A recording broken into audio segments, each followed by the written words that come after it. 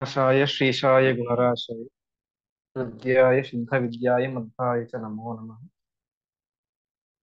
विश्वं विष्णुर्वषट्कारो भूतभव्य भवत्प्रभुः भूतकृत् भूतभृद्भावो भूतात्ಮ ಭೂತಭಾವನಃ.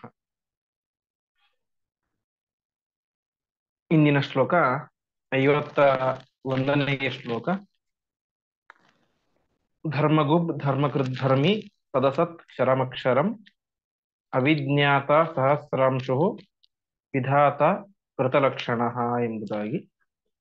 ಈ ಒಂದು ಶ್ಲೋಕದಲ್ಲಿ ಒಟ್ಟು ಪರಮಾತ್ಮನ 11 ನಾಮಗಳ ಚಿಂತನೆ ಎಂಬುದು ಇದೆ. ಧರ್ಮಗುಬ್, ಧರ್ಮಕೃದ್, ಧರ್ಮಿ, ಸತ್, ಅಸತ್, ಕ್ಷರಂ, ಅಕ್ಷರಂ, ಅವಿಜ್ಞಾತ, ಸಹಸ್ರಾಂಶು, ವಿಧಾತ, ಕೃತಲಕ್ಷಣ ಎಂಬುದಾಗಿ ಪರಮಾತ್ಮನ 11 ನಾಮಗಳ ಚಿಂತನೆ ಎಂಬುದು ಇದೆ. ಅದರಲ್ಲಿ ಮೊದಲ ನಾಮ ಧರ್ಮ ಗುಪ್ ಎಂಬುದಾಗಿ. ಗುಪ್ ಶಬ್ದಕ್ಕೆ ಅರ್ಥ ರಕ್ಷಣೆ ಮಾಡುವವನು ಅಂತ. ಪರಮಾತ್ಮ ನಿರಂತರವಾಗಿ ಧರ್ಮದ ರಕ್ಷಣೆಯನ್ನು ಮಾಡ್ತಾನೆ. ನಾವು ಗೀತೆಯಲ್ಲಿ ಕೇಳುವಂತೆ ಯದಾ ಯದಾ ಹಿ ಧರ್ಮಸ್ಯ ಗ್ಲಾನಿರ್ಭವತಿ ಭಾರತ ಅಭ್ಯುತ್ಥಾನಂ ಅಧರ್ಮಸ್ಯ ತದಾ ಆತ್ಮಾನಂ ಸೃಜಾಮ್ಯಹಂ ಎಂಬುದಾಗಿ, ಧರ್ಮದ ರಕ್ಷಣೆಗೋಸ್ಕರ ನಾನು ಮತ್ತೆ ಮತ್ತೆ ಅವತಾರ ಮಾಡ್ತೇನೆ ಎಂಬುದಾಗಿ ಪರಮಾತ್ಮ ಹೇಳಿದ್ದಾನೆ. ಹಾಗಾಗಿ ಪರಮಾತ್ಮನಿಗೆ ಧರ್ಮಗುಪ್ ಎಂಬುದಾಗಿ ಹೆಸರು. ಧರ್ಮದ ರಕ್ಷಕ, ಧರ್ಮವನ್ನು ನಿರಂತರ ರಕ್ಷಣೆ ಮಾಡುವವನು ಪರಮಾತ್ಮ ಎಂಬುದಾಗಿ ಹೆಸರು. ಇದು ಒಂದು ರೀತಿಯ ಅರ್ಥ. ಇನ್ನು ಧರ್ಮ ದೇವತೆಯ ರಕ್ಷಣೆ, ಧರ್ಮ ಆ ದೇವತೆಯ ರಕ್ಷಣೆಯನ್ನು ಮಾಡುವವನು ಕೂಡ ಪರಮಾತ್ಮನೇ ಆಗಿದ್ದಾನೆ. ಹಾಗಾಗಿ ಪರಮಾತ್ಮನಿಗೆ ಧರ್ಮಗುಪ್ ಎಂಬುದಾಗಿ ಹೆಸರು. ಇನ್ನು ಧರ್ಮ ರಾಜ ಯಾವ? ಯುಧಿಷ್ಠಿರ. ಮಹಾಭಾರತ ಸಮಯದಲ್ಲಿ ಪಾಂಡವರಿಗೆ ಏನೇ ಕಷ್ಟ ಬರಲಿ ಅವರು ಮೊದಲು ನೆನಪು ಮಾಡ್ಕೊಳ್ತಾ ಇದ್ದಿದ್ದು ಶ್ರೀಕೃಷ್ಣ ಪರಮಾತ್ಮನನ್ನ. ಹೀಗೆ ಪ್ರತಿಯೊಂದು ಕ್ಷಣದಲ್ಲಿಯೂ ಕೂಡ ಆ ಧರ್ಮರಾಜನನ್ನು ರಕ್ಷಣೆ ಮಾಡಿದಂತಹ ವ್ಯಕ್ತಿ ಪರಮಾತ್ಮ. ಹಾಗಾಗಿ ಪರಮಾತ್ಮನಿಗೆ ಧರ್ಮಗುಪ್ ಎಂಬುದಾಗಿ ಹೆಸರು. ಇನ್ನು ಧರ್ಮ ಅಂತ ಹೇಳಿದ್ರೆ ಎಲ್ಲ ದೇವತೆಗಳು. ಯಾಕೆಂದ್ರೆ ಧರ್ಮ ಶಬ್ದಕ್ಕೆ ಅರ್ಥ ಧಾರಣೆ ಮಾಡುವುದು ಅಂತ. ನಮ್ಮ ಈ ಶರೀರವನ್ನು ಧಾರಣೆ ಮಾಡಿರುವಂತಹ ಯಾವ ತತ್ವಾಭಿಮಾನಿ ದೇವತೆಗಳು, ಅವರನ್ನು ಕೂಡ ರಕ್ಷಣೆ ಮಾಡುವವನು ಪರಮಾತ್ಮ. ಹಾಗಾಗಿ ಪರಮಾತ್ಮನಿಗೆ ಧರ್ಮಗುಪ್ ಎಂಬುದಾಗಿ ಹೆಸರು. ಹೀಗೆ ನಿರಂತರ ಧರ್ಮವನ್ನು ರಕ್ಷಣೆ ಮಾಡುವವನು ಪರಮಾತ್ಮ, ಆದ್ದರಿಂದಾಗಿ ಧರ್ಮಗುಪ್ಪು. ಧರ್ಮ ದೇವತೆಯನ್ನು, ಯಮಧರ್ಮವನ್ನು ರಕ್ಷಣೆ ಮಾಡುವವನು ಪರಮಾತ್ಮ, ಆದ್ದರಿಂದಾಗಿ ಧರ್ಮಗುಪ್. ಮತ್ತು ಧರ್ಮರಾಜ ಯಾವ? ಯುಧಿಷ್ಠಿರ, ಅವನನ್ನು ನಿರಂತರವಾಗಿ ರಕ್ಷಣೆ ಮಾಡಿದವನು ಪರಮಾತ್ಮ, ಆದ್ದರಿಂದಾಗಿ ಧರ್ಮಗುಪ್. ಮತ್ತು ಧರ್ಮ ಶಬ್ದಕ್ಕೆ ಅರ್ಥ ಧಾರಣೆ ಮಾಡುವುದು ಅಂತ. ಅಂದ್ರೆ ನಮ್ಮ ಶರೀರವನ್ನು ಧಾರಣೆ ಮಾಡಿದವರು ಯಾವ ತತ್ವಾಭಿಮಾನಿ ದೇವತೆಗಳು, ಅವರನ್ನು ರಕ್ಷಣೆ ಮಾಡುವವನು ಕೂಡ ಪರಮಾತ್ಮನೇ ಆಗಿದ್ದಾನೆ. ಹಾಗಾಗಿ ಪರಮಾತ್ಮನಿಗೆ ಧರ್ಮಗುಪ್ಪು ಎಂಬುದಾಗಿ ಹೆಸರು. ಇನ್ನು ಮುಂದಿನ ನಾಮ ಧರ್ಮಕೃತ್ ಎಂಬುದಾಗಿ. ಧರ್ಮಕೃತ್ ಶಬ್ದಕ್ಕೆ ಅರ್ಥ ಪರಮಾತ್ಮ ಕೇವಲ ಧರ್ಮವನ್ನು ಉಪದೇಶ ಮಾಡುವವನು ಮಾತ್ರ ಅಲ್ಲ, ಧರ್ಮವನ್ನು ತಾನು ಕೂಡ ಆಚರಣೆ ಮಾಡ್ತಾನೆ ಅಂತೆ. ನಮಗಾದರೆ ವಿಧಿ ನಿಷೇಧಗಳಿವೆ. ಇದನ್ನು ಮಾಡಬೇಕು, ಇದನ್ನು ಮಾಡಬಾರದು, ಇದು ಧರ್ಮ, ಇದು ಅಧರ್ಮ ಎಂಬುದಾಗಿ ಇದನ್ನು ಮಾಡಬೇಕು, ಇದನ್ನು ಮಾಡಬಾರದು ಎಂಬಂತಹ ಲಿಮಿಟೇಷನ್ಸ್ ಇದೆ. ಆದ್ರೆ ಪರಮಾತ್ಮನಿಗೆ ಅದು ಯಾವುದೂ ಇಲ್ಲ. ಹಾಗಿದ್ದರೂ ಕೂಡ ಯಾಕೆ ಧರ್ಮದ ಆಚರಣೆಯನ್ನು ಪರಮಾತ್ಮ ಮಾಡ್ತಾನೆ ಅಂತ ಹೇಳಿದ್ರೆ, ಲೋಕ ಶಿಕ್ಷಣೆಗೋಸ್ಕರ. ಲೋಕದ ಜನರು ಯಾವ ರೀತಿ ಇರಬೇಕು, ಯಾವ ರೀತಿ ಇರಬಾರದು ಎಂಬುದನ್ನು ತನ್ನ ಕ್ರಿಯೆಗಳ ಮೂಲಕ, ತಾನು ರಾಮನಾಗಿ, ಕೃಷ್ಣನಾಗಿ, ವೇದವ್ಯಾಸರಾಗಿ ಮುಂತಾದಂತಹ ಅವತಾರಗಳಲ್ಲಿ ಜನರು ಯಾವ ರೀತಿ ಇರಬೇಕು, ಯಾವ ರೀತಿ ಇರಬಾರದು ಎಂಬುದಾಗಿ ಧರ್ಮಾಚರಣೆಯನ್ನು ಮಾಡಿ ತೋರಿಸಿದಂತಹ ವ್ಯಕ್ತಿ ಪರಮಾತ್ಮ. ತನ್ನ ಅವತಾರ ರೂಪಗಳಲ್ಲಿ ಸ್ವಯಂ ತಾನೇ ಧರ್ಮಾಚರಣೆಯನ್ನು ಮಾಡಿದಂತಹ ವ್ಯಕ್ತಿ ಪರಮಾತ್ಮ. ಆದ್ದರಿಂದಾಗಿ ಪರಮಾತ್ಮನಿಗೆ ಧರ್ಮಕೃತ್ ಎಂಬುದಾಗಿ ಹೆಸರು. ಧರ್ಮಾಚರಣೆಯನ್ನು ಮಾಡಿದಂತಹ ವ್ಯಕ್ತಿ ಅಂತ. ಇನ್ನೊಂದು ರೀತಿಯಾದಂತಹ ಅರ್ಥ ಧರ್ಮ ವ್ಯವಸ್ಥಾಪನ ಕೃತ ಅಂತ. ಇದು ಧರ್ಮ, ಇದು ಅಧರ್ಮ ಎಂಬುದಾಗಿ ಆ ವ್ಯವಸ್ಥೆಯನ್ನು ಮಾಡಿದವನು, ಯಾವುದನ್ನು ಯಾರು ಮಾಡಬೇಕು, ಯಾವುದನ್ನು ಮಾಡಬಾರದು ಎಂಬುದಾಗಿ ಧರ್ಮ ವ್ಯವಸ್ಥಾಪನೆಯನ್ನು ಮಾಡಿದಂತಹ ವ್ಯಕ್ತಿ ಪರಮಾತ್ಮ. ಆದ್ದರಿಂದಾಗಿ ಪರಮಾತ್ಮನಿಗೆ ಧರ್ಮಕೃತ್ ಎಂಬುದಾಗಿ ಹೆಸರು. ಧರ್ಮವನ್ನು ಸ್ವಯಂ ಪರಮಾತ್ಮ ಆಚರಣೆ ಮಾಡಿದ್ದಾನೆ, ಆದ್ದರಿಂದಾಗಿ ಧರ್ಮಕೃತ. ಇನ್ನು ಧರ್ಮದ ವ್ಯವಸ್ಥೆಯನ್ನು, ಇದು ಧರ್ಮ, ಇದು ಅಧರ್ಮ, ಇದನ್ನು ಇವರು ಮಾಡಬೇಕು, ಇದನ್ನು ಮಾಡಬಾರದು ಎಂಬುದಾಗಿ ಧರ್ಮಾಧರ್ಮಗಳ ವ್ಯವಸ್ಥೆಯನ್ನು ಮಾಡಿದವನು ಕೂಡ ಪರಮಾತ್ಮ. ಆದ್ದರಿಂದಾಗಿ ಪರಮಾತ್ಮನಿಗೆ ಧರ್ಮಕೃತ್ ಎಂಬುದಾಗಿ ಹೆಸರು. ಇನ್ನು ಧರ್ಮೀ ಎಂಬುದಾಗಿ, ಧರ್ಮೀ ಶಬ್ದಕ್ಕೆ ಅರ್ಥ ಇಡೀ ಧರ್ಮಕ್ಕೆ ಆಧಾರ. ಅಂದ್ರೆ ಯಾರನ್ನು ಆಶ್ರಯಿಸಿ ಅಥವಾ ಯಾರ ಉದ್ದೇಶವಾಗಿ ನಾವು ಎಲ್ಲ ಧರ್ಮಾಚರಣೆಗಳನ್ನು ಮಾಡ್ತಾ ಇದ್ದೇವೋ ಅವನು ಧರ್ಮಿ. ನಾವು ಪ್ರತಿಯೊಂದು ಯಾವುದೇ ಕಾರ್ಯ ಮಾಡಲಿ, ಸಂಧ್ಯಾ ವಂದನೆ ಮಾಡಲಿ, ತೀರ್ಥಯಾತ್ರೆ ಮಾಡಲಿ, ಏಕಾದಶಿ ವ್ರತ ಮಾಡಲಿ, ವಿಷ್ಣು ಪಂಚಕ ಮಾಡಲಿ, ಯಾವುದೇ ವ್ರತಾಚರಣೆಗಳನ್ನು, ಯಾವುದೇ ಧರ್ಮಾಚರಣೆಗಳನ್ನು ಮಾಡಲಿ, ಕೇವಲ ಇದು ಮಾತ್ರ ಧರ್ಮ ಅಲ್ಲ, ಇನ್ನೊಬ್ಬನಿಗೆ ಉಪಕಾರವನ್ನು ಮಾಡೋದು. ರೋಡಿನಲ್ಲಿ ಯಾರೋ ಬಿದ್ದಿರ್ತಾರೆ, ಅವ್ರನ್ನ ಎಬ್ಬಿಸುವುದು, ಅವರಿಗೆ ನಮ್ಮ ಕೈಯಲ್ಲಾದಷ್ಟು ಸಹಾಯ ಮಾಡೋದು, ಪ್ರತಿಯೊಂದು ಕೂಡ ಧರ್ಮ. ಈ ಎಲ್ಲ ಧರ್ಮದ ಮೂಲ ಉದ್ದೇಶ ಏನು? ಪರಮಾತ್ಮ ತೃಪ್ತನಾಗಲಿ, ಅವರಲ್ಲಿ ಇರುವಂತಹ ಪರಮಾತ್ಮ ತೃಪ್ತನಾಗಲಿ. ಹೀಗೆ ನಾವು ಮಾಡುವಂತಹ ಪ್ರತಿಯೊಂದು ಧರ್ಮದ ಆಚರಣೆಗಳ ಮೂಲ ಯಾರು, ಆಧಾರ ಯಾರು? ಅದು ಪರಮಾತ್ಮ. ಹಾಗಾಗಿ ಪರಮಾತ್ಮನಿಗೆ ಧರ್ಮೀ ಎಂಬುದಾಗಿ ಹೆಸರು. ಎಲ್ಲ ಧರ್ಮಗಳ ಮೂಲ ಆಧಾರ ಯಾರು? ಪರಮಾತ್ಮ. ಆದ್ದರಿಂದಾಗಿ ಪರಮಾತ್ಮನಿಗೆ ಧರ್ಮೀ ಎಂಬುದಾಗಿ ಹೆಸರು. ಇನ್ನು ಮುಂದಿನ ನಾಮ ಸತ್ ಅಂತ. ಸತ್ ಶಬ್ದಕ್ಕೆ ಅರ್ಥ, ಸತ್ ಶಬ್ದಕ್ಕೆ ಅನೇಕ ಅರ್ಥ ಇದೆ. ಸತ್ ಅಂತ ಹೇಳಿದ್ರೆ ಜ್ಞಾನ. ಪರಮಾತ್ಮ ಜ್ಞಾನ ಸ್ವರೂಪಿಯಾಗಿದ್ದಾನೆ, ಆದ್ದರಿಂದಾಗಿ ಪರಮಾತ್ಮನಿಗೆ ಸತ್ ಎಂಬುದಾಗಿ ಹೆಸರು. ಪರಮಾತ್ಮ ನಿರ್ದುಷ್ಟ ಅಂದ್ರೆ ದೋಷರಹಿತ, ಆದ್ದರಿಂದಾಗಿ ಪರಮಾತ್ಮನಿಗೆ ಸತ್ ಎಂಬುದಾಗಿ ಹೆಸರು. ಇನ್ನು ಪರಮಾತ್ಮ ತನ್ನ ಸ್ವರೂಪವನ್ನು ತನ್ನ ಭಕ್ತರಿಗೆ ತೋರಿಸ್ತಾನೆ. ಅಭಿವ್ಯಕ್ತಿ, ತನ್ನ ಸ್ವರೂಪವನ್ನು ತನ್ನ ಭಕ್ತರಿಗೆ ದರ್ಶನ ಮಾಡಿಸ್ತಾನೆ, ಆದ್ದರಿಂದಾಗಿ ಪರಮಾತ್ಮನಿಗೆ ಸತ್ ಎಂಬುದಾಗಿ ಹೆಸರು. ಹೀಗೆ ಪರಮಾತ್ಮ ಜ್ಞಾನ ಸ್ವರೂಪಿಯಾಗಿದ್ದಾನೆ, ಆದ್ದರಿಂದಾಗಿ ಪರಮಾತ್ಮನಿಗೆ ಸತ್ ಎಂಬುದಾಗಿ ಹೆಸರು. ಪರಮಾತ್ಮನಲ್ಲಿ ಯಾವುದೇ ರೀತಿಯಾದಂತಹ ದೋಷಗಳು ಇಲ್ಲ, ನಿರ್ದುಷ್ಟನಾದಂತಹ ವ್ಯಕ್ತಿ ಪರಮಾತ್ಮ, ಆದ್ದರಿಂದಾಗಿ ಪರಮಾತ್ಮನಿಗೆ ಸತ್ ಎಂಬುದಾಗಿ ಹೆಸರು. ಇನ್ನು ಭಕ್ತರಿಗೆ ತನ್ನ ಸ್ವರೂಪವನ್ನು, ನಿಜವಾದಂತಹ ಸ್ವರೂಪವನ್ನು ಭಕ್ತರಿಗೆ ತೋರಿಸ್ತಾನೆ, ಆದ್ದರಿಂದಾಗಿ ಪರಮಾತ್ಮನಿಗೆ ಸತ್ ಎಂಬುದಾಗಿ ಹೆಸರು. ಇನ್ನು ಮುಂದಿನ ಐದನೆಯ ನಾಮ ಅಸತ್ ಎಂಬುದಾಗಿ. ಪರಮಾತ್ಮ ಸತ್ತು ಆಗಿದ್ದಾನೆ, ಅಸತ್ತು ಆಗಿದ್ದಾನೆ ಅಂತ. ಅಸತ್ ಅಂದ್ರೆ ಏನು? ಅಸತ್ ಅಂತ ಹೇಳಿದ್ರೆ, ಸತ್ ಅಂತ ಹೇಳಿದ್ರೆ ಭಕ್ತರಿಗೆ ತನ್ನ ಸ್ವರೂಪವನ್ನು ತೋರಿಸ್ತಾನೆ ಅಂತ. ಅಸತ್ ಅಂತ ಹೇಳಿದ್ರೆ ದುರ್ಜನರಿಗೆ, ಭಕ್ತರಲ್ಲದೆ ಇರುವವರಿಗೆ ತನ್ನ ಸ್ವರೂಪವನ್ನು ತೋರಿಸುವುದಿಲ್ಲ, ಆದ್ದರಿಂದಾಗಿ ಪರಮಾತ್ಮನಿಗೆ ಅಸತ್ ಎಂಬುದಾಗಿ ಹೆಸರು. ಇದು ಒಂದು ರೀತಿಯಾದಂತಹ ಅರ್ಥ. ಇನ್ನೊಂದು ರೀತಿಯ ಅರ್ಥ, ಪರಮಾತ್ಮನಷ್ಟು ಸತ್ತಾದಂತಹ ಇನ್ನೊಂದು ವಸ್ತು ಇಲ್ಲ ಅಂತ. ಪರಮಾತ್ಮನಷ್ಟು ಸತ್ಯವಾದಂತಹ ವಸ್ತು ಇನ್ನೊಂದು ಇಲ್ಲ.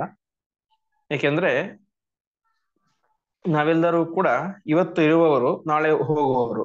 ನಾವು ಇವತ್ತು ಇರುವುದು ಮಾತ್ರ ಸತ್ಯ. ನಾವು ಹುಟ್ಟುವುದಕ್ಕಿಂತ ಮುಂಚೆ ಈ ದೇಹ ಇದ್ದಿಲ್ಲ. ಪರಮಾತ್ಮನ ಸ್ವರೂಪ ಹಾಗಲ್ಲ. ಯಾವಾಗಲೂ ಇರುವಂತಹ ಸ್ವರೂಪ ಅದು ಪರಮಾತ್ಮನ ದಿವ್ಯವಾದಂತಹ ಸ್ವರೂಪ, ಯಾವಾಗಲೂ ಸತ್ಯವಾದಂತಹ ಸ್ವರೂಪ. ಹಾಗಾಗಿ ಪರಮಾತ್ಮನಿಗೆ ಅಸತ್ ಎಂಬುದಾಗಿ ಹೆಸರು. ಅಂದ್ರೆ ಅತ್ಯಂತವಾದಂತಹ ಸತ್. ಪರಮಾತ್ಮನಿಗಿಂತ ಅತ್ಯಂತ ಸತ್ತಾದಂತಹ ಇನ್ನೊಬ್ಬ ವ್ಯಕ್ತಿ ಇಲ್ಲ.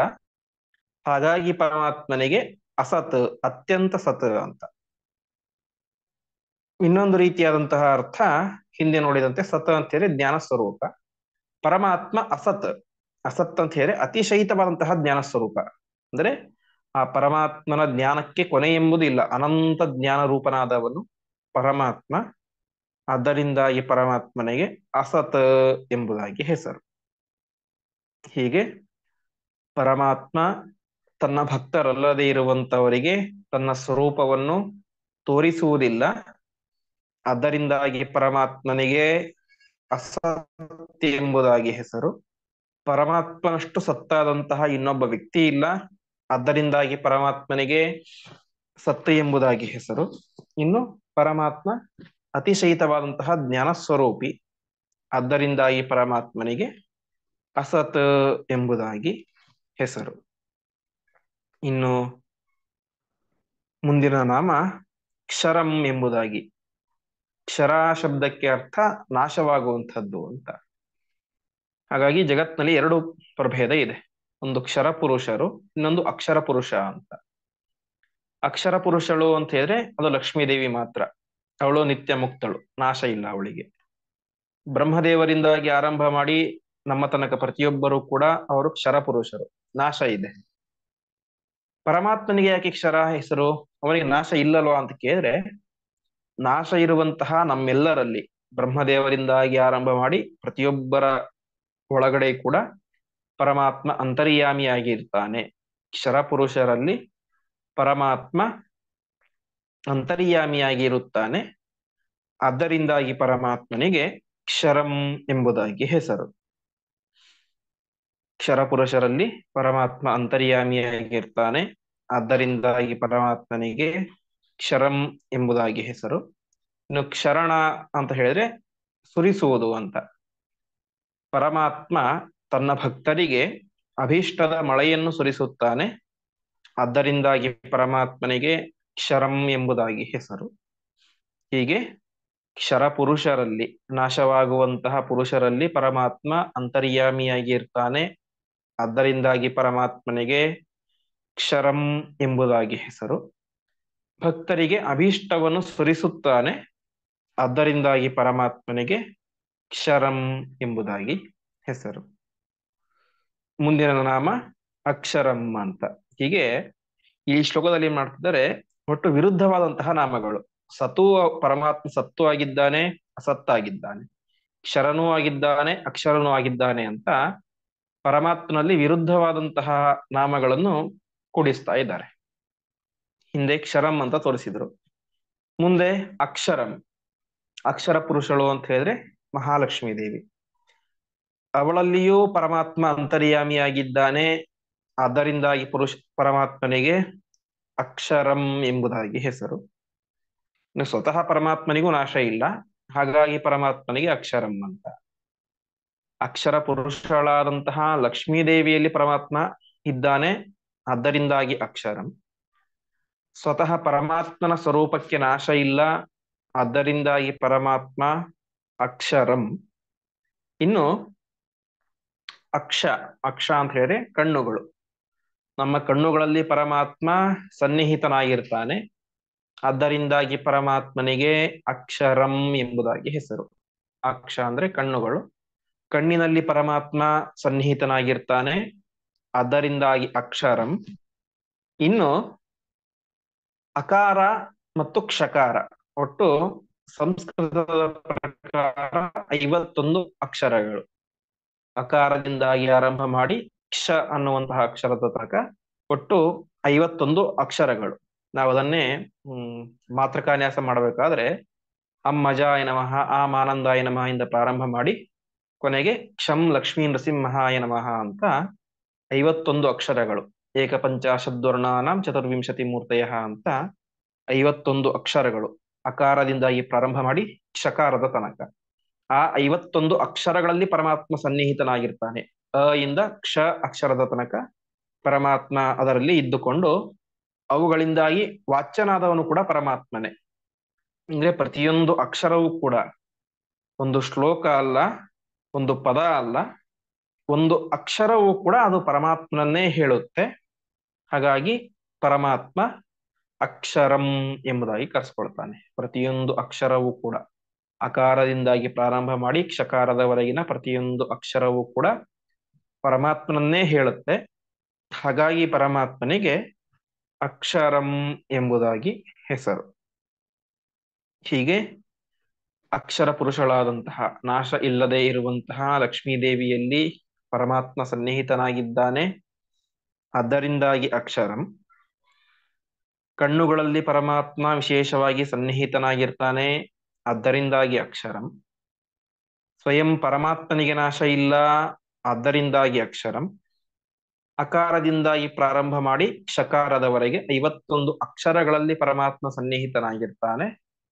ಅದರಿಂದಾಗಿ ಪರಮಾತ್ಮನಿಗೆ ಅಕ್ಷರಂ ಎಂಬುದಾಗಿ ಹೆಸರು. ಮುಂದಿನ ನಾಮ ಅವಿಜ್ಞಾತ ಎಂಬುದಾಗಿ. ವಿಜ್ಞಾತ ಅಂತ ಹೇಳಿದ್ರೆ ತಿಳಿದಿರುವವನು ಅಂತ. ಪರಮಾತ್ಮನನ್ನು ಸಂಪೂರ್ಣವಾಗಿ ತಿಳಿದಂತಹ ವ್ಯಕ್ತಿ ಯಾರೂ ಇಲ್ಲ. ಅದರಿಂದಾಗಿ ಪರಮಾತ್ಮನಿಗೆ ಅವಿಜ್ಞಾತ. ಪರಮಾತ್ಮನನ್ನು ಸಮಗ್ರವಾಗಿ ತಿಳಿದಂತಹ ವ್ಯಕ್ತಿ, ಲಕ್ಷ್ಮೀದೇವಿಯೂ ಸಮಗ್ರವಾಗಿ ತಿಳಿದಿಲ್ಲ. ಅದರಿಂದಾಗಿ ಪರಮಾತ್ಮನಿಗೆ ಅವಿಜ್ಞಾತ ಎಂಬುದಾಗಿ ಹೆಸರು. ಇನ್ನು ಪರಮಾತ್ಮನಿಗಿಂತ ದೊಡ್ಡ ವಿಜ್ಞಾತ ಯಾರೂ ಇಲ್ಲ. ಅಂದ್ರೆ ಪರಮಾತ್ಮ ಏನ್ ತಿಳಿದಿದ್ದಾನೆ ಅವನಿಗಿಂತ ಜಾಸ್ತಿ ತಿಳಿದವರು ಯಾರೂ ಇಲ್ಲ. ಅರ್ಥಾತ್ ಸರ್ವಜ್ಞ ಅಂತ. ಪರಮಾತ್ಮನ ಒಬ್ಬನೇ ಸರ್ವಜ್ಞ. ಪರಮಾತ್ಮನಿಗಿಂತ ದೊಡ್ಡ ಜ್ಞಾನಿ ಯಾರೂ ಇಲ್ಲ. ಅದರಿಂದಾಗಿ ಪರಮಾತ್ಮನಿಗೆ ಅವಿಜ್ಞಾತ ಎಂಬುದಾಗಿ ಹೆಸರು. ಇನ್ನು ಅವಿಜ್ಞಾತ ಅಂತ ಹೇಳಿದ್ರೆ ನಮಗೆ ಮನುಷ್ಯರಿಗೆ ಅವಿಜ್ಞಾತ ಅಂತ. ಯಾಕೆಂದ್ರೆ ನಾವು ಪರಮಾತ್ಮನನ್ನು ಸಮಗ್ರವಾಗಿ ಸಾಕಲ್ಯನ ತಿಳಿದಿಲ್ಲ. ಹೀಗೆ ಅವಿಜ್ಞಾತರಾದಂತಹ, ಪರಮಾತ್ಮನ ಸರಿಯಾದ ಜ್ಞಾನ ಇಲ್ಲದೆ ಇರುವಂತಹ ನಮ್ಮ ಒಳಗಡೆನೂ ಕೂಡ ಪರಮಾತ್ಮ ಅಂತರ್ಯಾಮಿಯಾಗಿ ಇರ್ತಾನೆ. ಅದರಿಂದಾಗಿ ಪರಮಾತ್ಮನಿಗೆ ಅವಿಜ್ಞಾತ ಎಂಬುದಾಗಿ ಹೆಸರು. ಹೀಗೆ ಪರಮಾತ್ಮನಿಗಿಂತ ದೊಡ್ಡ ಜ್ಞಾನಿ ಸರ್ವಜ್ಞ ಯಾರೂ ಇಲ್ಲ. ಅದರಿಂದಾಗಿ ಪರಮಾತ್ಮನಿಗೆ ಅವಿಜ್ಞಾತ ಎಂಬುದಾಗಿ ಹೆಸರು. ಪರಮಾತ್ಮನನ್ನು ಸಂಪೂರ್ಣವಾಗಿ ಯಾರಿಂದಲೂ ತಿಳಿಯಲಿಕ್ಕೆ ಸಾಧ್ಯ ಇಲ್ಲ. ಅದರಿಂದಾಗಿ ಅವಿಜ್ಞಾತ. ಇನ್ನು ಅವಿಜ್ಞಾತಗಳಾದಂತಹ, ಪರಮಾತ್ಮನ ಸಂಪೂರ್ಣ ಜ್ಞಾನ ಇಲ್ಲದೆ ಇರುವಂತಹ ನಮ್ಮಲ್ಲಿಯೂ ಪರಮಾತ್ಮ ಸನ್ನಿಹಿತನಾಗಿದ್ದಾನೆ. ಅದರಿಂದಾಗಿ ಪರಮಾತ್ಮನಿಗೆ ಅವಿಜ್ಞಾತ ಎಂಬುದಾಗಿ ಹೆಸರು. ಇನ್ನು ಮುಂದಿನ ನಾಮ ಸಹಸ್ರ ಅಂಶುಹು ಅಂತ. ಅಂಶುಹು ಶಬ್ದಕ್ಕೆ ಅರ್ಥ ಕಿರಣಗಳು ಅಂತ. ಸಹಸ್ರಾಂಶುಹು ಅಂತ ಹೇಳಿದ್ರೆ ಸಾವಿರಾರು ಕಿರಣವುಳ್ಳಂತಹ ಸೂರ್ಯ. ಅವನಲ್ಲಿ ಪರಮಾತ್ಮ ಅಂತರ್ಯಾಮಿಯಾಗಿ ಇದ್ದಾನೆ. ಅದರಿಂದಾಗಿ ಪರಮಾತ್ಮನಿಗೆ ಸಹಸ್ರಾಂಶುಹು ಎಂಬುದಾಗಿ ಹೆಸರು. ಸಹಸ್ರಾರು ಕಿರಣವುಳ್ಳಂತಹ ಸೂರ್ಯನಲ್ಲಿ ಪರಮಾತ್ಮ ಅಂತರ್ಯಾಮಿಯಾಗಿ ಇದ್ದಾನೆ. ಅದರಿಂದಾಗಿ ಪರಮಾತ್ಮನಿಗೆ ಸಹಸ್ರಾಂಶುಹು ಎಂಬುದಾಗಿ ಹೆಸರು. ಇನ್ನು ಅಂಶ ಅಂತ ಹೇಳಿದ್ರೆ ನಾವೆಲ್ಲರೂ ಜೀವರು, ಭಿನ್ನ ಭಿನ್ನ ಅಂಶರು. ಪರಮಾತ್ಮ ಪ್ರತಿಬಿಂಬ, ನಾವೆಲ್ಲರೂ ಕೂಡ ಅವನ ಪರಮಾತ್ಮ ಬಿಂಬ, ನಾವೆಲ್ಲರೂ ಕೂಡ ಅವನ ಪ್ರತಿಬಿಂಬದಂತೆ. ಪ್ರತಿಬಿಂಬ ಸಾಮಾನ್ಯವಾಗಿ ಒಂದು ಕನ್ನಡಿಯ ಮುಂದೆ ನಿಂತರೆ ಒಂದು ಪ್ರತಿಬಿಂಬ ಹೇಳುತ್ತೆ, ಒಂದು ಪ್ರತಿಬಿಂಬ ಇರುತ್ತೆ. ಆದರೆ ಪರಮಾತ್ಮನಿಗೆ ಹಾಗಲ್ಲ. ಪರಮಾತ್ಮನ ಪ್ರತಿಬಿಂಬಗಳು ಅನೇಕ ಇವೆ. ಅಂತಹ ಸಹಸ್ರಾಂಶುಹು, ಅನೇಕ ಅಂಶವುಳ್ಳವನು ಪರಮಾತ್ಮ. ಅಂದ್ರೆ ಅನೇಕ ಪ್ರತಿಬಿಂಬರನ್ನು ಉಳ್ಳವನು ಪರಮಾತ್ಮ. ಅದರಿಂದಾಗಿ ಪರಮಾತ್ಮನಿಗೆ ಸಹಸ್ರಾಂಶುಹು ಎಂಬುದಾಗಿ ಹೆಸರು. ಹೀಗೆ ಸೂರ್ಯನಲ್ಲಿ ಪರಮಾತ್ಮ ಸನ್ನಿಹಿತನಾಗಿದ್ದಾನೆ. ಅದರಿಂದಾಗಿ ಪರಮಾತ್ಮನಿಗೆ ಸಹಸ್ರಾಂಶುಹು ಎಂಬುದಾಗಿ ಹೆಸರು. ಇನ್ನು ಪರಮಾತ್ಮನ ಪ್ರತಿಬಿಂಬರು ಅನೇಕ ಜನ, ಅನಂತ ಜನ. ಅದರಿಂದಾಗಿ ಪರಮಾತ್ಮನಿಗೆ ಸಹಸ್ರಾಂಶುಹು ಎಂಬುದಾಗಿ ಹೆಸರು. ಮುಂದಿನ ನಾಮ ವಿಧಾತ ಎಂಬುದಾಗಿ. ಈ ನಾಮ 2ನೇ ಬಾರಿ ಬರ್ತಾ ಇದೆ. ಇಲ್ಲಿ ವಿಧಾತ ಶಬ್ದಕ್ಕೆ ಅರ್ಥ ಹಿಂದೆ ನಾವು ನೋಡಿದಂತೆ ವಿ ಅಂತ ಹೇಳಿದ್ರೆ ಯಾವ ಗರುಡ ಅವನ ಮೇಲೆ ಕುಳಿತು ಪರಮಾತ್ಮ ಸಂಚಾರ ಮಾಡ್ತಾನೆ ಅಂತ. ಇದು ಹಿಂದೆ ನೋಡಿದಂತಹ ಅರ್ಥ. ಈಗ ಅರ್ಥ, ಗರುಡನ ಮೇಲೆ ಕುಳಿತು ಪರಮಾತ್ಮ ಸಂಚಾರ ಮಾಡೋದು ಅಷ್ಟು ಮಾತ್ರ ಅಲ್ಲ, ಆ ವಿ ಅಂತ ಹೇಳಿದ್ರೆ ಗರುಡ, ಅವನನ್ನು ಕೂಡ ಧಾರಣೆ ಮಾಡಿದವನು ಪರಮಾತ್ಮನೇ ಆಗಿದ್ದಾನೆ. ಅಂದ್ರೆ ಗರುಡನ ಒಳಗಡೆ ತಾನು ಕುಳಿತುಕೊಂಡು ತನ್ನನ್ನು ಹೊತ್ತುಕೊಂಡವನು ಕೂಡ ಪರಮಾತ್ಮನೇ. ಹಾಗಾಗಿ ಪರಮಾತ್ಮನಿಗೆ ವಿಧಾತ ಎಂಬುದಾಗಿ ಹೆಸರು. ಗರುಡನಲ್ಲಿಯೂ ಅಂತರ್ಯಾಮಿಯಾಗಿರುವಂತಹ ವ್ಯಕ್ತಿ ಪರಮಾತ್ಮ. ಆದ್ದರಿಂದಾಗಿ ಪರಮಾತ್ಮನಿಗೆ ವಿಧಾತ, ಅವನನ್ನು ಧರಿಸಿದಂಥವನು ಕೂಡ ಪರಮಾತ್ಮ ಅಂತ. ಇನ್ನು ವಿಧಾತ ಅಂತ ಹೇಳಿದ್ರೆ ಬ್ರಹ್ಮದೇವರು, ಅವರಲ್ಲಿ ಪರಮಾತ್ಮ ಅಂತರ್ಯಾಮಿಯಾಗಿದ್ದಾನೆ. ಆದ್ದರಿಂದಾಗಿ ಪರಮಾತ್ಮನಿಗೆ ವಿಧಾತ ಎಂಬುದಾಗಿ ಹೆಸರು. ಇನ್ನು ವಿಧಾತ ಅಂತ ಹೇಳಿದ್ರೆ ವಿಶೇಷವಾಗಿ ಪ್ರತಿಯೊಬ್ಬ ಜೀವಿಗಳನ್ನು, ಅಂದರೆ ಪರಮಾತ್ಮ ಅವನ ಮಗ ಯಾರು? ಬ್ರಹ್ಮದೇವರು, ವಾಯುದೇವರು. ಅವರನ್ನು ಎಷ್ಟು ಪ್ರೀತಿಯಿಂದಾಗಿ ನೋಡ್ಕೊಳ್ತಾನೋ ಅಷ್ಟೇ ಪ್ರೀತಿಯಿಂದಾಗಿ ನಮ್ಮನ್ನು ನೋಡ್ಕೊಳ್ತಾನೆ ಅಂತೆ, ನಮ್ಮ ಯೋಗ್ಯತೆಗೆ ಅನುಸಾರವಾಗಿ. ಅಂದರೆ ಪರಮಾತ್ಮ ತನ್ನ ಪ್ರಜೆಗಳನ್ನು, ತನ್ನ ಮಕ್ಕಳನ್ನು ಯಾರನ್ನೂ ಕೂಡ ಭೇದ ಭಾವ ತಾರತಮ್ಯದಿಂದಾಗಿ ನೋಡುವುದಿಲ್ಲ ಅಂತೆ. ಪ್ರತಿಯೊಬ್ಬರನ್ನು ಅವರವರ ಯೋಗ್ಯತೆಗೆ ಅನುಸಾರವಾಗಿ ಅವರಿಗೆ ಎಷ್ಟು ಸಂಪತ್ತು, ಎಷ್ಟು ಜ್ಞಾನ, ಎಷ್ಟು ಪರಾಕ್ರಮ, ಏನೇನು ಸಿಗಬೇಕೋ ಆ ಪ್ರತಿಯೊಂದನ್ನು ಕೂಡ ವ್ಯವಸ್ಥಿತವಾಗಿ ಕೊಡ್ತಾನೆ ಪರಮಾತ್ಮ. ಆದ್ದರಿಂದಾಗಿ ಪರಮಾತ್ಮನಿಗೆ ವಿಧಾತ, ಎಲ್ಲರನ್ನೂ ಕೂಡ ವಿಶೇಷವಾಗಿ ನೋಡಿಕೊಳ್ಳುವಂತಹ ವ್ಯಕ್ತಿ ಪರಮಾತ್ಮ. ಹೀಗೆ ಪರಮಾತ್ಮನಿಗೆ ವಿಧಾತ ಎಂಬುದಾಗಿ ಹೆಸರು. ಇನ್ನು ಕೊನೆಯ ನಾಮ ಕೃತ ಲಕ್ಷಣ ಎಂಬುದಾಗಿ.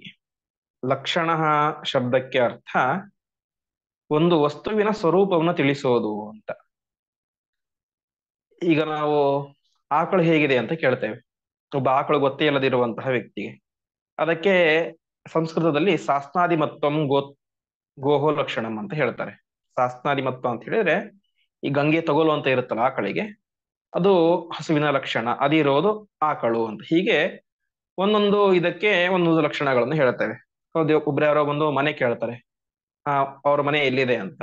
ಹೀಗೆ ಅವ್ರ ಮನೆ ಮೇಲೆ ಈ ತರ ಒಂದು ಡಿಸೈನ್ ಮಾಡಿದ್ದಾರೆ, ಈ ಮನೆ ಇವರದು ಅಂತ. ಹೀಗೆ ಒಂದೊಂದು ವಸ್ತುವಿನ ಕ್ವಾಲಿಟಿಯನ್ನು ಹೇಳೋದು ಲಕ್ಷಣ ಅಂತ. ಪರಮಾತ್ಮ ಕೃತ ಲಕ್ಷಣ ಅಂತ ಅವನಿಗೆ ಹೆಸರು. ಯಾಕೆ ಆ ರೀತಿ ಹೆಸರು ಅಂತ ಹೇಳಿದ್ರೆ, ಪರಮಾತ್ಮ ಪ್ರತಿಯೊಬ್ಬ ಜೀವಿಗಳಿಗೂ ಕೂಡ ಅವರದ್ದೇ ಆದಂತಹ ಒಂದೊಂದು ಲಕ್ಷಣವನ್ನು ಕೊಟ್ಟಿದ್ದಾನೆ ಅಂತ. ಇವತ್ತು ನಾವು ನೋಡೋದಾದ್ರೆ ನಮ್ಮ ಥಂಬ್ ಸಾಕು. ಪ್ರತಿಯೊಬ್ಬರು ಇವತ್ತಂತೂ ಪ್ರತಿಯೊಬ್ಬರ ಮೊಬೈಲ್ ನಲ್ಲಿ ಥಂಬ್ ಇರುತ್ತೆ. ನಮ್ಮ ಇವತ್ತು ಬ್ಯಾಂಕ್ ಅಕೌಂಟ್ ಓಪನ್ ಆಗ್ಬೇಕಾದ್ರೆ ಪ್ರತಿಯೊಂದಕ್ಕೂ ಥಂಬ್ ಬೇಕೇ ಬೇಕು. ಜಗತ್ತಿನಲ್ಲಿ 720 ಕೋಟಿ ಜನ ಇದ್ದರೂ ಕೂಡ ಈ ಸಣ್ಣ 1 ಇಂಚ್ ಜಾಗದಲ್ಲಿ ಇರುವಂತಹ ಏನು ವ್ಯತ್ಯಾಸ ಇದೆ, ಪ್ರತಿಯೊಬ್ಬರಲ್ಲಿಯೂ ಆ ವ್ಯತ್ಯಾಸ ಇದೆ. ಒಬ್ಬರ ಥಂಬ್ನಂತೆ ಇನ್ನೊಬ್ಬರ ಥಂಬ್ ಇಲ್ಲ, ಇನ್ನೊಬ್ಬರ ಫಿಂಗರ್ ಪ್ರಿಂಟ್ ಇಲ್ಲ. ಹೀಗೆ ಇದು ನಮ್ಮ ಲಕ್ಷಣ. ಏನು, ಹೀಗೆ ಒಂದು ಡಿಸೈನ್ ಇರುತ್ತೆ, ಅದು ನನ್ನ ಲಕ್ಷಣ. ಇನ್ನೊಬ್ಬರ ಥಂಬ್ ಬೇರೆ ರೀತಿ ಇರುತ್ತೆ, ಅದು ಅವರ ಲಕ್ಷಣ. ಈ ಎಲ್ಲ ಲಕ್ಷಣಗಳನ್ನು ಮಾಡಿದಂತಹ ವ್ಯಕ್ತಿ ಯಾರು? ಇಷ್ಟು ವೈವಿಧ್ಯಮಯವಾದಂತಹ ಜಗತ್ತನ್ನು ಸೃಷ್ಟಿ ಮಾಡಿ ಇಷ್ಟೆಲ್ಲ ವೈಚಿತ್ರ್ಯಗಳನ್ನು ಅದರಲ್ಲಿ ಉಂಟು ಮಾಡಿದಂತಹ ವ್ಯಕ್ತಿ ಅದು ಪರಮಾತ್ಮ. ಹೀಗೆ ಪ್ರತಿಯೊಂದು ವಸ್ತುವಿಗೂ ಅದರದ್ದೇ ಆದಂತಹ ಲಕ್ಷಣವನ್ನು, ಕ್ವಾಲಿಟಿಯನ್ನು ಕೊಟ್ಟವನು ಪರಮಾತ್ಮ.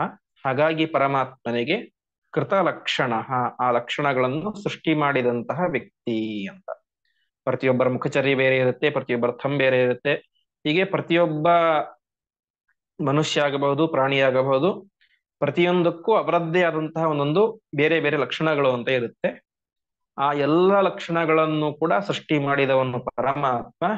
ಆದ್ದರಿಂದಾಗಿ ಪರಮಾತ್ಮನಿಗೆ ಕೃತ ಲಕ್ಷಣ ಎಂಬುದಾಗಿ ಹೆಸರು. ಇದು ಒಂದು ರೀತಿಯ ಅರ್ಥ. ಇನ್ನೊಂದು ಅರ್ಥ, ಪರಮಾತ್ಮ ಅತ್ಯಂತ ಲಕ್ಷಣಭರಿತಳಾದಂತಹ ಸ್ತ್ರೀ ಅಂತ ಹೇಳಿದ್ರೆ ಲಕ್ಷ್ಮೀದೇವಿ. ಆ ಲಕ್ಷ್ಮೀದೇವಿಯನ್ನು ತನ್ನ ವಕ್ಷಸ್ಥಳದಲ್ಲಿ ಇಟ್ಟುಕೊಂಡಿದ್ದಾನೆ. ಆದ್ದರಿಂದಾಗಿ ಪರಮಾತ್ಮನಿಗೆ ಕೃತ ಲಕ್ಷಣ ಭರಿತಳಾದಂತಹ ಲಕ್ಷ್ಮೀದೇವಿಯನ್ನು ತನ್ನ ವಕ್ಷಸ್ಥಳದಲ್ಲಿ ಇಟ್ಟುಕೊಂಡಿದ್ದಾನೆ. ಆದ್ದರಿಂದಾಗಿ ಪರಮಾತ್ಮನಿಗೆ ಕೃತ ಲಕ್ಷಣ ಎಂಬುದಾಗಿ ಹೆಸರು. ಇನ್ನು ಲಕ್ಷಣ ಶಬ್ದಕ್ಕೆ ಶಾಸ್ತ್ರ ಅಂತ ಅರ್ಥ ಇದೆ. ಯಾಕೆಂದ್ರೆ ನಮಗೆ ಶಾಸ್ತ್ರ ಏನು ಉಪದೇಶ ಮಾಡುತ್ತೆ? ಪರಮಾತ್ಮ ಹೀಗಿದ್ದಾನೆ, ಅವನ ಲಕ್ಷಣ ಇದು, ಇದು ಇವನು, ಇದು ವಾಯುದೇವರು, ಇದು ಬ್ರಹ್ಮದೇವರು, ಇದು ಈ ವಸ್ತು, ಇದು ಈ ವಸ್ತು ಅಂತ ವಸ್ತುವಿನ ಸ್ವರೂಪವನ್ನು ನಮಗೆ ಶಾಸ್ತ್ರ ತಿಳಿಸಿಕೊಡುತ್ತೆ. ಇದರ ಲಕ್ಷಣ ಇದು, ಇದರ ಲಕ್ಷಣ ಇದು ಅಂತ. ಹೀಗೆ ಹಾಗಾಗಿ ಶಾಸ್ತ್ರಗಳಿಗೆ ಲಕ್ಷಣ ಅಂತ ಹೆಸರು. ಆ ಎಲ್ಲ ಶಾಸ್ತ್ರಗಳನ್ನು ರಚನೆ ಮಾಡಿದಂತಹ ವ್ಯಕ್ತಿ ಪರಮಾತ್ಮ. ಅದನ್ನು ಅನುಸರಿಸಿಕೊಂಡೇ ಇವತ್ತು ಬೇರೆ ಬೇರೆ ಗ್ರಂಥಗಳೆಲ್ಲ ಬಂದಿವೆ. ಈ ಎಲ್ಲ ಗ್ರಂಥಗಳಿಗೆ ಮೂಲ ಬೇರು ಯಾವುದು ಅಂತ ಹೇಳಿದ್ರೆ ಪರಮಾತ್ಮ ರಚನೆ ಮಾಡಿಕೊಟ್ಟಂತಹ ಗ್ರಂಥಗಳು. ಹಾಗಾಗಿ ಪರಮಾತ್ಮನಿಗೆ ಕೃತಲಕ್ಷಣ ಎಂಬುದಾಗಿ ಹೆಸರು. ಸಕಲ ಶಾಸ್ತ್ರ ಗ್ರಂಥಗಳನ್ನು ರಚನೆ ಮಾಡಿಕೊಟ್ಟಂತಹ ವ್ಯಕ್ತಿ ಪರಮಾತ್ಮ. ಆದ್ದರಿಂದಾಗಿ ಪರಮಾತ್ಮನಿಗೆ ಕೃತಲಕ್ಷಣ ಎಂಬುದಾಗಿ ಹೆಸರು.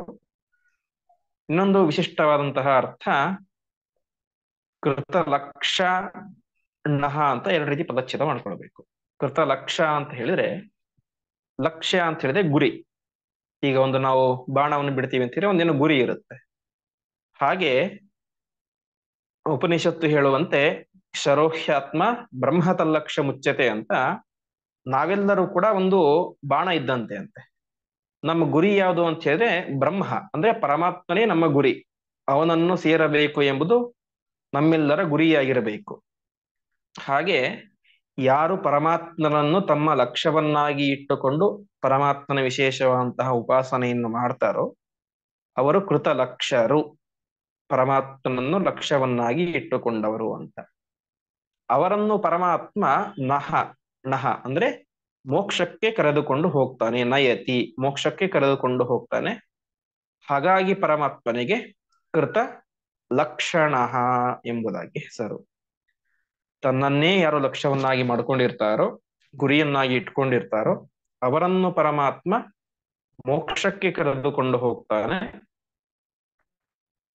ಹಾಗಾಗಿ ಪರಮಾತ್ಮನಿಗೆ ಕೃತಲಕ್ಷಣ ಎಂಬುದಾಗಿ ಹೆಸರು. ಹೀಗೆ ಪರಮಾತ್ಮ ತನ್ನ ವಕ್ಷಸ್ಥಳದಲ್ಲಿ ಒಳ್ಳೆಯ ಲಕ್ಷಣವಂತಿಯಾದಂತಹ ಲಕ್ಷ್ಮೀದೇವಿಯನ್ನು ಧರಿಸಿದ್ದಾನೆ. ಆದ್ದರಿಂದಾಗಿ ಪರಮಾತ್ಮನಿಗೆ ಕೃತಲಕ್ಷಣ ಎಂಬುದಾಗಿ ಹೆಸರು.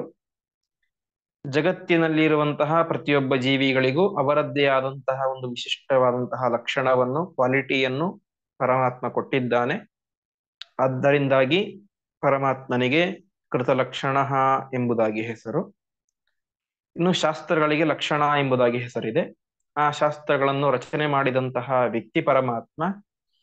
ಆದ್ದರಿಂದಾಗಿ ಪರಮಾತ್ಮನಿಗೆ ಕೃತಲಕ್ಷಣ ಎಂಬುದಾಗಿ ಹೆಸರು. ಇನ್ನು ತನ್ನನ್ನೇ ಯಾರು ಲಕ್ಷ್ಯವನ್ನಾಗಿ ಇಟ್ಕೊಂಡಿರ್ತಾರೋ, ಪರಮಾತ್ಮನನ್ನೇ ನಿರಂತರವಾಗಿ ಚಿಂತನೆ ಮಾಡ್ತಾ ಇರ್ತಾರೋ ಅವರನ್ನು ಪರಮಾತ್ಮ ನಹ, ಮೋಕ್ಷಕ್ಕೆ ಕರೆದುಕೊಂಡು ಹೋಗ್ತಾನೆ. ಹಾಗಾಗಿ ಪರಮಾತ್ಮನಿಗೆ ಕೃತ ಲಕ್ಷಣ ಎಂಬುದಾಗಿ ಹೆಸರು. ಹೀಗೆ ಒಟ್ಟು 11 ನಾಮಗಳು: ಧರ್ಮಗೂಪ್, ಧರ್ಮಕೃದ್, ಧರ್ಮಿ, ಸತ್, ಅಸತ್, ಕ್ಷರಂ, ಅಕ್ಷರಂ, ವಿಜ್ಞಾತ, ಸಹಸ್ರಾಂಶು, ವಿಧಾತ, ಕೃತಲಕ್ಷಣ ಎಂಬುದಾಗಿ ಒಟ್ಟು 11 ನಾಮಗಳ ಚಿಂತನೆ ಎಂಬುದು ಈ ಒಂದು 51ನೆಯ ಶ್ಲೋಕದಲ್ಲಿ ಇದೆ. ಇಲ್ಲಿಗೆ ಇಂದಿನ ಪಾಠವನ್ನು ಶ್ರೀಕೃಷ್ಣ